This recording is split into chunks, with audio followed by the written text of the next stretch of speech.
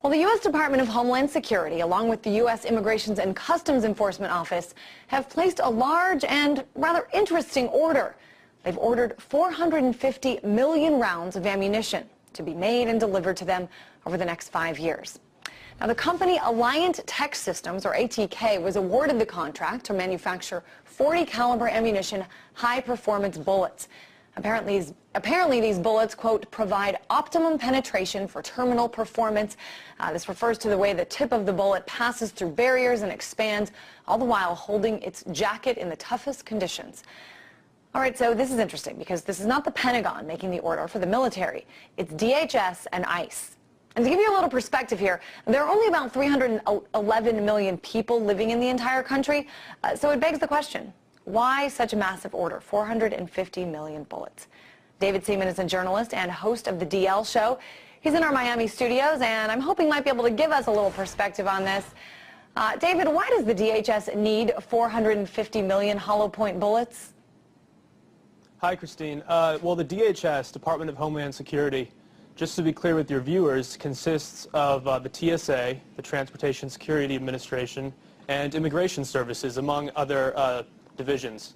So exactly, this is not the U.S. military. This is a domestic law enforcement agency, and the TSA are basically glorified bag screeners and airport screeners. That was their original congressional mandate, was to screen passengers before they get on an airplane. So the question really is, why do they need 450 million rounds of ammunition? And to be fair, some people online who don't want to believe what's going on have said that this is just going to be used for target practice, or also it could be that the government is simply stockpiling ammunition because they don't want to get into a situation where there's an ammo shortage and our law enforcement officers don't have any ammunition. And those are both fair points, but that kind of ammo that they purchased from ATK, hollow point ammunition, as you had explained, it's designed to, tear through human flesh and then expand. It's designed to kill people. This is not the optimal kind of ammo you would buy for target practice. It's more expensive and it's more precise. I think that's a really interesting point to bring up. And I'm wondering, too, I mean, certainly there are a lot of layers here when we talk about the DHS purchasing this. There's not really been sort of a concrete answer as to why. But I'm wondering if there's not, a larger discussion to be had here. I mean, we're seeing gun sales in the U.S. at an all-time high. We've already seen the DHS begin hiring armed security guards to protect federal buildings. Do you think this is a sign that they're preparing for some sort of mass civil unrest? Well, the DHS, the people within it, TSA agents, they are not federal agents, so they're not as well trained, they're not as well vetted. These are the kinds of people who think that grandmothers and little children are a threat to national security when they go through an airport. And to give all of these agents so much firepower, it really does make you wonder if they know something that the American people do not know about. And they have an open bid right now, DHS, for even more ammunition, for 175 million rounds of .223 caliber rifle ammo, which some people online have brought up as almost identical to the ammunition used by NATO peacekeeping forces. So that's very interesting. Are they planning on some kind of widespread economic unrest in the U.S. that would require NATO forces to help us out? I really don't know. The one thing I do know is that I don't like to inject my own opinion into these reports all the time, but if the Founding Fathers were alive today, they would be disgusted. We're rapidly militarizing our domestic law enforcement officers, and I think a lot of people are scared. TSA is scary enough. Wait until they all have guns. Well, I mean, you can't speak back when they're groping you at the airport. TSA, I mean, as you say, they are part of the Department of Homeland Security. Certainly, the largest terrorist attack in our memorable history happened due to poor screening at airports, I guess you could say. But it is also Immigrations and Customs Enforcement. I mean, have you seen any indications that perhaps there's going to be a larger crackdown along this nation's borders? I mean, could that be part of it? Certainly that's a possibility, although I don't see hundreds of millions of people flooding into America from Mexico or Canada anytime soon. The jobs that were once here are no longer here.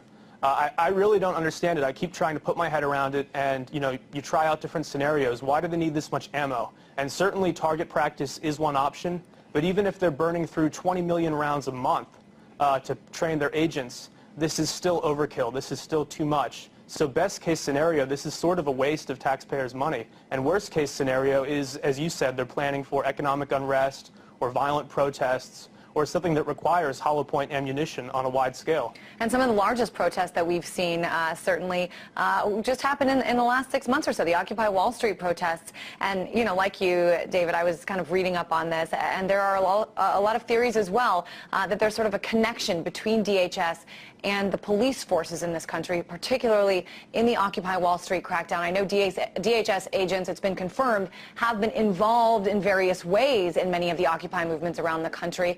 But I'm wondering what's going on in terms of, I mean, is there a line, is that line now blurred between DHS and local and regional police forces? I think there has been, from what I've been reading online, there has been some federal involvement in local police crackdowns on peaceful protesters. And we're really seeing a shift where the government, both in the court of public opinion and in our laws, is trying to criminalize peaceful protesters and turn them into something more than what they actually are. You know, when you have a bunch of college kids banging on drums and, you know, asking for people to address issues like income inequality or the foreclosure crisis, those people are not really a threat to national security. And yet, the Department of Homeland Security, as I've seen online, they might be involved in some of the intelligence gathering, and it concerns me, and I think it concerns pretty much anybody out there who's seeing what's happening. Certainly a lot of people concerned, and again, we still have no sort of confirmation as to exactly what these will be used for. Who knows if that will ever come out, but it's an interesting discussion. I think it's important for our viewers to see exactly what's going on here. Again, that this purchase was made not by the Pentagon, but by DHS for 450 million rounds of ammunition. David Seaman, journalist and host of The DL Show.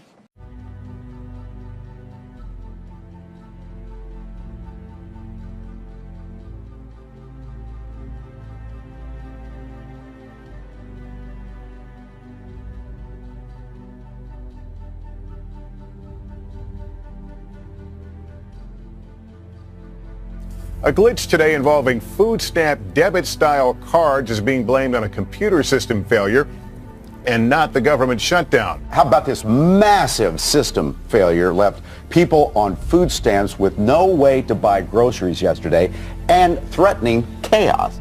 Walmart shoppers in 2 Arklatex towns looking to do some grocery shopping on Sunday found bare shelves and empty food bins.